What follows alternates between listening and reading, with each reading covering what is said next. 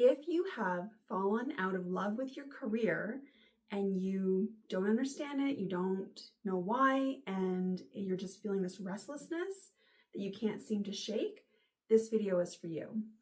My name is Jada. Welcome to my channel, The Intuition Journal. This is a channel all to do with figuring out your life purpose, being able to speak to your guides, to your higher self, to the universe, and being able to get answers that are completely aligned for your life. And I also like to sprinkle in a few meditation videos, so if that interests you, please subscribe. I have a lot of great content coming up in the next few weeks. So let's get back to this feeling of, I don't like what I'm doing anymore. It could be a feeling of just forcing yourself to go into work. You feel sick the night before, especially on a Sunday night. You just cannot picture going in and dealing with all the things that you have to deal with. And maybe it's even starting to affect your mental health. Maybe it's affecting your relationships. You're finding that you're a lot shorter with people and, quicker to snap. Maybe you are self-soothing with things like food or, wine and beer, Netflix, whatever it is. You are not broken. This is not your fault. This is your signal. You are being left clues. You are being given signs that what you are doing is no longer aligned with your future. For whatever reason, it's right now in this moment. Maybe you decided it before you came onto this planet, that when you hit this age, when you hit this phase in life, you were going to get these symptoms, these cues, these clues that this was no longer for you, and now it's time to start a new path. So just know that this is your internal guidance system telling you it's time to switch things up. Now the trick is, and I say this like it's a little bit of a cruel joke that we come here without remembering anything. We don't remember what we decided for this life. We don't remember what our past lives are, so we can kind of carry forward the things that we learned and the gifts that we have to bring forward into this life. We don't remember any of those things. So the trick now that you've identified this feeling in yourself that, okay, things are not okay, something has to change, I just don't know what, now is the time to try to figure that out. And trust me, I know that is not an easy feat. I started getting these feelings back in 2018. By 2021, I had to leave my corporate career because it was just too painful to stay. I hadn't burnt out, but that was definitely the trajectory. And so I wanted to stop myself before I ended up in, some kind of situation that would be harder to backtrack out of. And so since 2021, it's also been a bit of a journey for me, but now I have the clarity and I've been able to help others get some clarity and to be able to step into their power. And what I wanted to deliver in this video is tell you some things that you can do to help you figure out what your purpose is, okay? So if you're not into journaling, that's fine. What I'd like you to do, even if you're going on a walk, just think through these next 3 questions. I'm going to give you 3 questions that I want you to ponder when you have a moment. And honestly, it could be while you're doing the dishes or cooking, because maybe that's when you kind of like get into a nice zone, maybe going for a walk, taking the dog for a walk, something like that. But think through these next 3 questions. The first one is, what did you really enjoy doing between the ages of 7 and 14? What did you spend your time on? What were you thinking about? What did you gravitate towards? What did you enjoy doing during that time? That's going to give you some clues as to what you were kind of encoded with before you came here, because kids are so innocent. Kids are so pure, and yes, some of that can be debated, but when they are quiet and they're spending their time doing what they want to do, that's when what's sitting in their heart actually comes through. So what did you enjoy doing between the ages of 7 and 14? I want you to try to remember back and figure that out. The next question is, if you didn't have to consider money, if money was not a consideration, if it was not a thing, what kind of work would you want to be doing? How would you want to spend your days in terms of contributing to society, to the collective, whatever it is? How would you want to be spending your days? And you're not allowed to answer, I would just be traveling all day. I would just want to play golf all day. Not the answer. So think about what it is you would want to do if you didn't have to work for money and you could just spend your days doing the thing that you are gravitating towards, that you are loving the idea of doing, and that money was just not a consideration. Okay, so that's the second question. And now the third question is, what has recently sparked your joy? What have you recently been kind of shown and it's lit something up in you? It's kind of created this yes response in your body. Maybe it's something that you saw somebody else do. Maybe it's something that you watched on YouTube. Maybe it's something that somebody said to you and it just kind of rang a little bit differently in your ears. Or something that you found yourself going and researching a lot and you're thinking, I have no idea why I'm into this right now, but I'm actually really enjoying diving into this topic and researching it. So what is it that has recently sparked your joy, created excitement in you, or really kind of drawn on your attention, and you are now wanting to investigate and you're just being pulled towards it and you have no idea why? You don't need to know why, okay? What is the answer to that question? So those three questions, when you're able to answer them honestly and authentically and not according to what other people want for you, but what you want for you, that will help to give you clues as to what you could be doing. And something else I want to mention is that, if you come into this life with a blueprint, right? You have an energetic blueprint based on your soul, based on all kinds of different things. When you come into this life, it might be that you're meant to be like a healer, right? It could be that you're meant to be a healer. But how you decide, because you have free will, how you decide to implement that blueprint, that code, is up to you. Maybe you become an energetic healer and you are able to do Reiki on people. Maybe you become a doctor because that is how you want to be able to heal other people. Maybe you become an herbalist and you enjoy making like tinctures and all kinds of powerful remedies through the power of plant.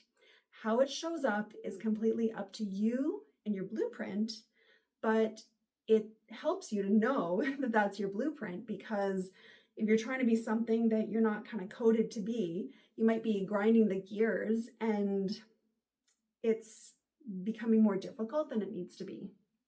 So I just wanted to add that in. Some other things that you can do to help yourself get those downloads, the information around your life purpose. The first one is to allow yourself to be creative. Allow yourself space to do some kind of creative activity at least once a week. That could be something like painting, and you don't even have to know how to paint properly. Just pick up some watercolors or acrylics and a few paintbrushes and some thick paper and see what comes out. Also do something like writing, playing a musical instrument, knitting, crocheting, drawing, whatever it is.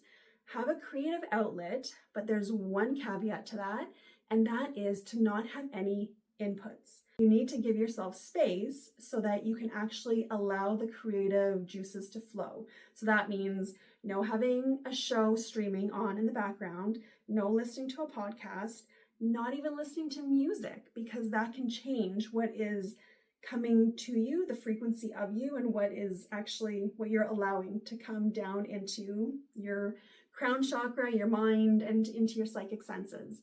So no inputs. Do this without any inputs, okay?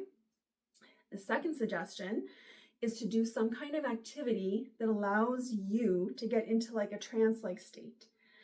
And what I mean by this is, many people don't like meditating because they say, my mind just keeps wandering, I can't sit still, I don't like it. So if meditation's not for you, that's fine. But things like running or yoga or going for a walk, even doing the dishes when the house is quiet or cooking, you kind of get into like this zone where you're just flowing through the motion and your mind is just going, and sometimes ideas come into your mind, or you think of something and you're thinking, wow, that was a really great idea. I can't believe I thought of that. Allowing yourself that space to get into like that trance-like state can help those kind of nudges to come in. And especially if you set the intention of, I'm ready to live my purpose, I'm ready for the next step, please show me what that is. When you have those moments of quietness, that's when you will find that that kind of inspiration or ideas drop into your mind. So that is my second suggestion. My third suggestion is learning what your intuitive language is. After you ask for the signs, you've asked the universe, okay, show me the signs. I want to know, what am I supposed to do next? Then the trick is knowing that you're receiving it, right? A lot of people that I've talked to will want to see it clairvoyantly. They'll want to kind of see it in their mind's eye as a picture or something really obvious. But if that's not their main sense, their main, psychic sense, and they're getting information a different way, they might be completely missing it, and they don't even realize that they're missing it because they're waiting on this other way of it showing up over here, but they're not catching it because that's not what they're expecting. So what I would suggest is actually learning how you get your intuitive information. What is the primary one versus the secondary, and then the third one? What order are they in terms of power within you, so that you know how you're getting that information?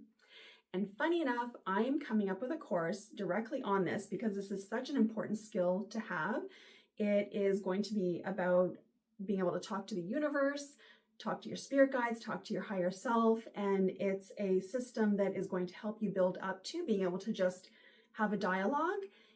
If you get on the VIP waitlist now, you are going to have a hugely discounted price for the course when it launches this summer, and I will leave the link to that below. Now, the fourth suggestion that I have is visualizing your perfect day. And I know that this sounds a little bit like cliche probably, but when you visualize your perfect day, you will have clues in that visualization because there's something sitting in your subconscious that will inevitably come up in that visualization, so that you will start to notice, oh, I want that to be part of my perfect day. And those clues will help you understand maybe how that plays into what your purpose is, what you want to be doing throughout the day, how you want to be spending all of your time. Of course, we want to spend time with our loved ones, but we also want to feel valuable and feel fulfilled and feel that we are helping others. If you're watching this video, I'm sure that you feel that way, and those that don't feel that way would not have clicked to watch this video. So visualize your perfect day. I have a 12-minute meditation that I'm also going to link below that can help you with this. If you have trouble visualizing it and you want something guided, this can definitely help you to do that. And then my last suggestion is to seek outside support.